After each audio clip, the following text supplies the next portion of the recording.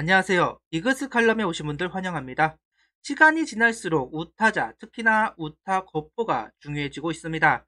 22시즌 노시안 선수와 함께 라인업에 무게감을 더해줄 두 선수, 김태현과 변우혁 선수입니다. 칼럼 시작하겠습니다. 야구는 왼손이 유리하다는 이야기가 정설입니다. 이정우 선수가 처음 야구를 시작할 때 이종범 코치는 좌타자가 되면 허락을 해주겠다 이야기를 할 정도로 우타자보다는 좌타자가 더 유리하고 더 선호하게 되었습니다. 그 결과 우투 좌타가 급증하는 현상이 한동안 계속되었는데요. 그 반대로 우타자는 줄어들었고 특히나 우타 거포는 희귀해진 게 사실입니다. 현재 20대 우타 거포라고 한다면 롯데의 한동희, LG의 이재원, 한화의 노시환, 기아 황대인 정도라고 이야기를 할 수가 있는데요. 그만큼 우타 거포의 희귀함은 그 가치를 끌어올리게 되었습니다. 심지어 21시즌은 극단적인 시프트가 등장을 하면서 좌타자들의 이점이 사라지게 됩니다. 이번 시즌 좌타자들의 밥입은 3할 2푼 1리에서 3할 1푼 1리로 떨어지는 것을 확인할 수가 있는데요. 여기에 좌타자들에게도 체인지업이나 포크볼을 던지기도 하고 커터나 투심의 활용도가 높아지면서 좌타자들을 공략할 수 있는 방법들이 많아졌습니다. 그동안 우타자들에 비해 자유로웠던 좌타자들이 숙제가 생긴 셈인데요. 그동안 숙제를 해결해왔던 우타자들에 비해서 숙제가 많아진 좌타자들은 그만큼 가치를 잃어갈 수밖에 없었고 반대로 우타자들은 그 가치가 높아지기 시작을 했습니다. 실제로 이번에 실시한 신인 드래프트에서도 삼성 김영웅, 롯데 조세진, 키움 박찬혁을 필두로 삼성 김재혁, 기아 윤도현, 한화 유민, 롯데 윤동희, KT 김세민, 두산의 신민철 등 3라운드 안에 지명된 우타자가 9명이나 되는데요.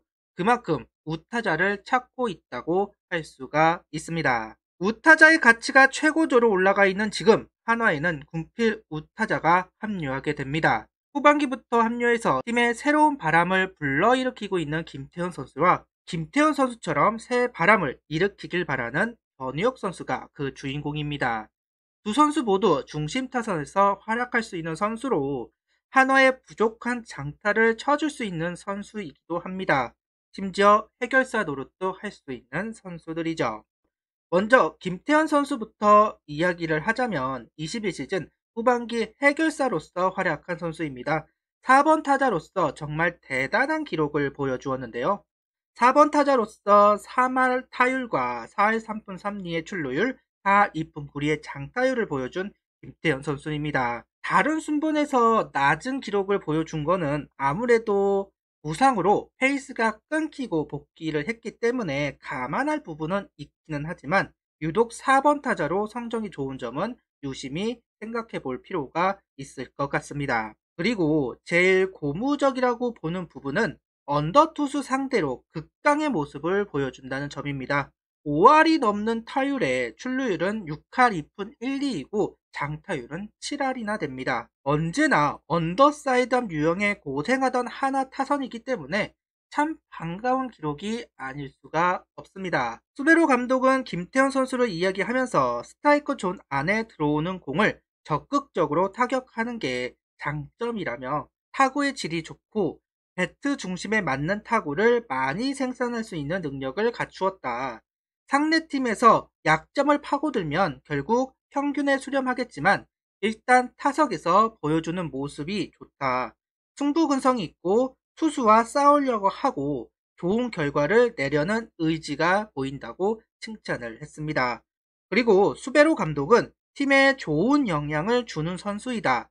수비도 내야 외야를 가리지 않고 나갈 수 있다는 것이 장점이다. 현재 주로 외야로 나가고 있는데 장기적으로 보면 내야수보다는 외야수 출전하는 것이 방법이 될 수도 있다라고 이야기를 했습니다. 김태현 선수는 인터뷰에서 체력이 떨어지는 것을 느꼈다. 내 몸이 아직 준비가 덜 된 상태에서 왔다 갔다 하면서 체력이 떨어졌다. 내년에는 체력이 늦게 떨어지게 만들어서 덜 힘들게 야구를 하고 싶다. 워시턴 코치와 함께 기복이 없는 밸런스를 만들기 위해 노력을 하고 있는데 잘 만들고 싶다. 내년을 위해 노력을 해야 할 점이라고 이야기를 했습니다. 몸이 완성이 되어 있지 않았다는 말이 내년 시즌을 기대케 하는데요. 4월의 페이스에서 2할 때 초반의 페이스로 떨어졌고 그리고 다시 반등에 성공한 김태현 선수인 만큼 분명 내년에는 좀 더 나아진 모습을 보여줄 거라고 믿고 싶습니다.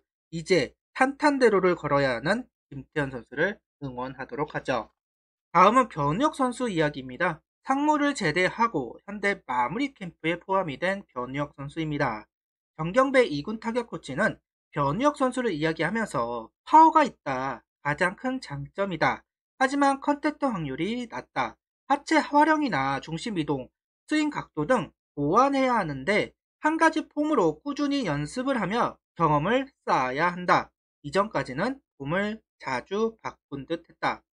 변우혁에게 이야기를 해주었는데 상무에서도 자신만의 타격폼을 정립해 나온다면 프로에서도 분명 거포로 성장할 가능성이 높다라는 이야기를 했습니다. 변우혁 선수가 제대를 하고 한 인터뷰가 있습니다. 변우혁 선수는 자신만의 방향성을 만들었다고 합니다.